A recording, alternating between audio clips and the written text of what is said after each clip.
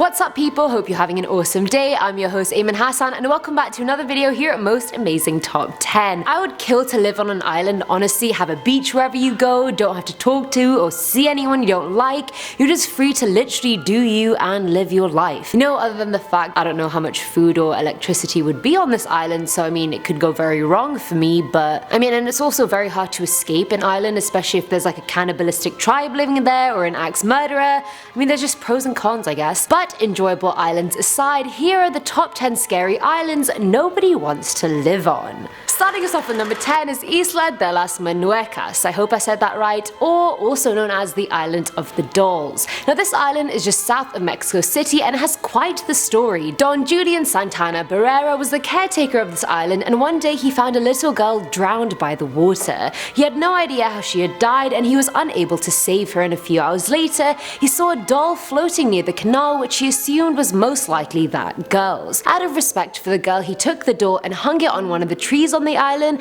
and that's how it all began. After that point, it's said that Julian started getting haunted by this girl, and in an attempt to appease his spirit, he started hanging more dolls all around the island. Those close to Julian said he changed after that period. It's like an unseen force started driving him to make these dolls his life. After 50 years of collecting dolls and hanging them, Julian was found drowned in the exact same place he had found that girl's body. Many believe Julian made up the story in his solitude, but I feel like 50 years of sticking to a fake story is a bit much. And despite thousands of people living on the island currently, most of them believe the spirit of the girl, Julian, and the dolls heavily haunt and protect the island. Many have seen the dolls move and have heard whispers coming from them, so I mean, I've given you the information, the rest is up to you whether you want to move there or not. I've done my bit. Coming in at number 9 is Star Island. Located in the city of Miami Beach, Star Island is actually a man-made island that was completed in 1922.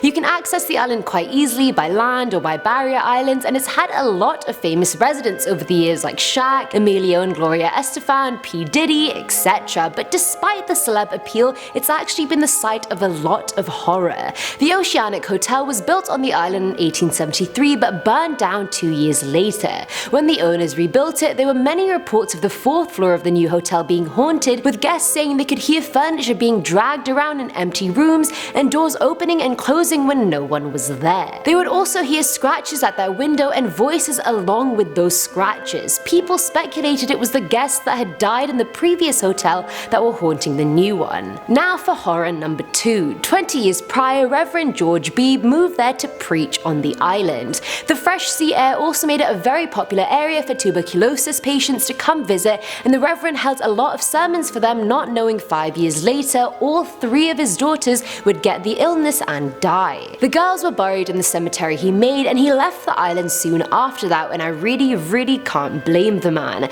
But many tourists have seen the girls running in the cemetery and heard them giggling as they've been close to their graves. Others have even heard the whispering of small children reciting Bible verses. Wow, they really are holier than thou. Last but not least, if ghosts were bad enough, people believe that vampires also inhabit the island. Since it used to be a TB camp way back when, historically New England vampires were born after dying from TB, so there's that link there as well. Could this be the new set of Twilight? I don't really know. At number 8 we have Hart Island, also known as the Island of the Dead. Off to a great start here clearly. Located in New York, and honestly this island has been through it. It used to be the location of a psychiatric institution, a prison war camp, a boys' reformatory school, a tuberculosis sanatorium, a rehab center, a jail, and a potter's field. Was there anything happy on that list? I really don't think so. More than 1 million people are buried on the island, many of which weren't claimed by their families or were homeless.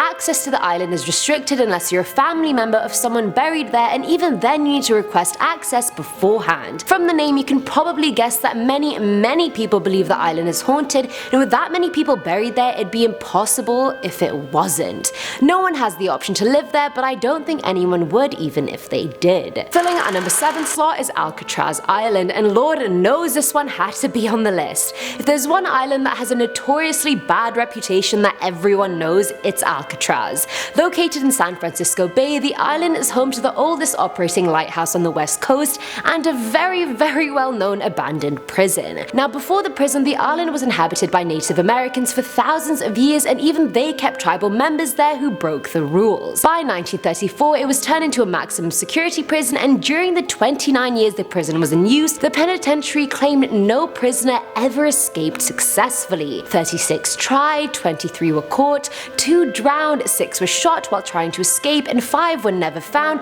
and presumed dead. Al Capone was in there, George Machine Gun Kelly, Alvin Creepy Karpis. So many notorious criminals were held in Alcatraz. The island is oozing history. The guards were very well trained to guard the men, but they had no clue about rehabilitation. They used to torture the inmates verbally and physically, and inmates would do it to each other as well. Now, a lot of horrible things happened on this island, and there are specific rooms and cells where a variety of ghostly sightings and activities have been reported by visitors, rangers, and even prisoners. Whispering has been heard in the cells, you can see phantom figures looming in the corridors, cell doors locking and unlocking, cold spots in random parts of the prison, and even the sound of musical instruments being played. Apparently, every single guard and official who served there experienced something out of the ordinary. Now at number 6 is Dead Man's Island. Located in Vancouver, Dead Man's Island was a site of a lot of death, as you guys got from the title. It had been a native tree burial cemetery in the past, and when the first white settlers went there, they found hundreds of red cedar boxes attached to trees, and after one felon opened, they found a bunch of bones and a tassel of black hair, which were the remains of the Squamish people. When the settlers tried to acquire the island, they were warned by Chief Capilano of the fact the island is dead ground. A battle had taken place between 2 tribes, the North and South nations, over claims to the island. During the battle, 200 kids, women, and elders were captured by the South and held captive. In exchange for them, 200 northern warriors traded themselves in and were all killed on the spot. And if that's not enough death, in the late 1800s, the island was transformed into a quarantine site for victims of smallpox, and those who didn't survive are still buried there. The island was then the location of a logging dispute when Theodore Ludgate wanted to make it a lumber mill, and as soon as he tried to cut down a tree, he was arrested, but it was said they could hear shrieking and rattling bones when they tried to. Hence, no one has tried to cut down any trees since. Recent residents say they've heard footsteps in their house when no one else was on the island, and that they can see a glow coming from the trees that sometimes sharpens into a person. Coming in at number 5 is Okonoshima Island. 3 kilometers away from the coast of Japan, you can get to Okonoshima Island by ferry. And it's a nice island, honestly. There are walking trails for tourists, campsites, historical sites. It's not just an overgrown jungle. People refuse to live on the island for many reasons. For one, the island was used during the Russo-Japanese War, where it was chosen to start developing chemical weapons. Construction, development, and storage were all kept a secret, and residents and workers weren't even told what the plant was making, despite many of them suffering from toxic exposure-related sicknesses. The place used to produce over 6 kilotons of tear gas and mustard gas. The island was far enough from Tokyo that it didn't really pose a threat to it, but after the war was over, everything was burned or destroyed, and everyone was told to basically not say anything about it. But even now, nobody lives on the island, well, unless you count the fact that it's overrun with rabbits who aren't even native to that part of the world. Rabbit Island, as some call it, has so many rabbits because they all descended from the first ones let loose on the island when they tried to turn it into a park after the war. They also used the rabbits to test the chemical weapons on, but the ones on the island now are not related to the mutated ones. I don't know how they can even prove that, but sure. At number 4 is Ellis Island. Located in New York Harbor, the island used to be America's busiest immigrant inspection station for 60 years. 12 million immigrants passed through the island in that time, and 240,000 of them were rejected for health reasons. 3,000 of those either died in the hospital there or committed suicide. So the structures on the island are as follows. There's a massive main building that has a kitchen, storage space, dorms, a bakery, etc. Then there's the ferry building, and finally the main hospital building. Families were separated when kids would be accepted, but their sick parents would not, so the building has a very teary past. Over the years, nurses and technicians admitted they'd hear voices and smell burning candles coming from the Great Hall despite it being empty. The whispers of crying children can also be heard all over the building, even long after there were no kids there. I don't know why this whole separating kids and parents thing is reminding me a whole lot of what's going on in America right now, but that's none of my business. Filling our number 3 slot spot is Corregidor Island. Now this island is located near the entrance of Manila Bay in the Philippines, and because of its location, the island has always had coastal artillery on it to defend Manila from enemy warships. During World War II, the island played a major role in freeing the Philippines from Japanese forces. In 1942, Japanese forces took over the island where they starved and tortured over 3,000 Filipinos and Americans. The island was ambushed again during the latter part of the war, and in 1945, the Americans wanted to recapture the island, which resulted in nearly 7,000 Japanese soldiers dying and 1,000 deaths on the American-Filipino side. I honestly feel like a history teacher. Do you guys agree?